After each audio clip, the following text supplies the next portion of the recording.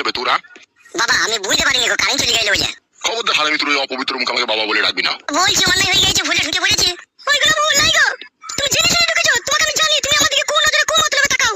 বাবা অন্যায় তো মানুষ একবার করে ফেলে, তাকে কি ক্ষমা করা যায় না নাকি? তুমি চরম অন্যায় করেছো, তুমি যে অন্যায় করেছো এই অন্যায় ক্ষমা নাই তো তোমার। বুকা শাশুড়ি মারলি না বে তুই? শাশুড়ি মায়ের মতো হয়ে যাবে তুই, তার ঘরে কি করে ঢুকলি? বলছি তো বাবা, কারেন্ট ছিল না তো আমি চলে গেলাম, আমার ঘর মনে করে ওই ঘরে ঢুকে পড়লাম। 5 বছর বিয়ে হয়েছে তোর, তোর নিজের ঘর কোনটা, তোর শাশুড়ির ঘর কোনটা তুই চিনি না লাগবে? ওইরকমই বাবা, ওইরকমই নোংরা, ওইরকমই চরিত্রহীন, মা মাসি মানে না ও।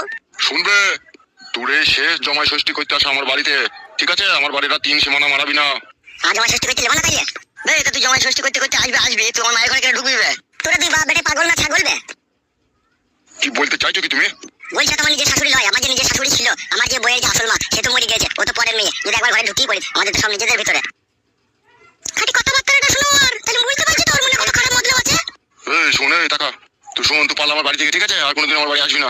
শ্বশুর আব্বা, ওই আম কাটা, লাল লিচু, খাদা আর একটু মাছের মাথার গরম দেখিও না, ঠিক আছে? ওরকম কাদা জমা ষষ্ঠী করতে এলাম আর না এলাম, একবার ঢুকি পড়েছি এই জন্য আইডল পেটি গোটা দুনিয়াকে জানাইতে হবে না। মনে হচ্ছে আমি চুরি করেছি, ধরা পড়েছি মনে হচ্ছে। কিছুই তো করিনি, শুধু অন্ধকার ছিল, ঘরে আমি ঢুকে পড়েছিলাম, যেই আমি ওই যেখানে সেখানে হাত পড়ে গেল, তাতে এমন কইছে মনে হচ্ছে বিশাল ব্যাপার, মনে হচ্ছে বিশাল কিছু আমি করে পড়েছি। শুন মা চন্দনা, আমার আর ঝগড়া অশান্তি করার প্রয়োজন নাই, ঠিক আছে? জমাই ষষ্ঠী হোক বা যাই হোক, আমাদের বাড়িতে যখন কোনো পুজো পড়া আইবে তখন তুই জমাইকে নিয়ে আসিস না, তুই পারলে একা আসিস, নাহলে আসিস না। এ আইব না বে শ্বশুর, মুখে কথাবার্তা ছিরি সবুত আছে কোনো? ছিরি সবুত কি হবে? তুমি শাশুড়ি, অন্ধকারে তোমার ঘরে না একবার ঢুকি পড়েছিলাম, তার জন্য খিটকার করতে হবে নাকি? আমি জামাই বলে কি কোনো সম্মান নাই নাকি আমার? এ বউ তাতে ব্যাগ করে পালাই। হ্যাঁ এর 1 সেকেন্ড থাকবে না থাকা। 1 সেকেন্ড থাকবে না, চব্বু চুষুন করতে গেলি। ও শ্বশুর, তোমার বউকে মানা করো। হবে তোর কথাবার্তা কি সিঁড়ি সাক্কা কোনোদিন হবে না নাকি? দেখো শ্বশুর আব্বা ভাই, আমি এসব কোনো কথা শুনতে চাই না, আমি পালাবো কোনি। কে ভাই বে তোর?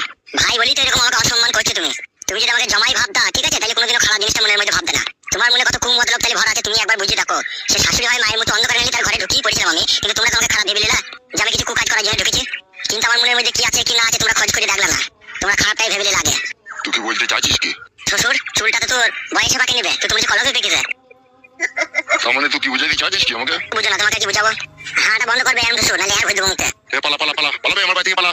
আমি তুই তো কালকে পড়েছিলি আর শাশুড়ি তো পেটে যন্ত্রণা করে ছটপট করে মরছিল ঘরের ভিতরে। জিজ্ঞেস কর তোর বউকে। মা কালকে তোর পেটে যন্ত্রণা করছিল?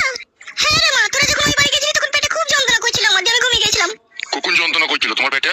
উঠে পড়ে থাকবে তাহলে জানতে পারবি। 2 ঘন্টা বিছানে কদরাই ছিল, যন্ত্রণায় ছটপট করছিল, আমি না থাকতে পেরে আরো দোকান থেকে ওষুধ আনতে গেছিলাম।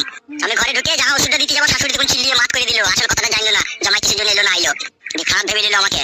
সত্যি করে বলছো তুমি? এটা কি ওষুধ এটা? জিতটা তাহলে আমার মাইছো আগে না বুঝে না শুনে আগে আমার উপরে ইজাব লাগিয়ে দিলাম। শাশুড়ি ঘরে ঢুকলাম, শাশুড়ি ঘরে কেন ঢুকলাম কি না ঢুকলাম, কুমদলবে ঢুকলাম নাকি সুমদলবে ঢুকলাম, সেটা জানতে হবে না? তো বলো বাপ, জামাই শোনা আমার, আমাকে ওষুধ দিতে এসেছিল, আমি বুঝতে পারিনি বাপ। তুমি যে নোংরা, তুমি যে চরিত্র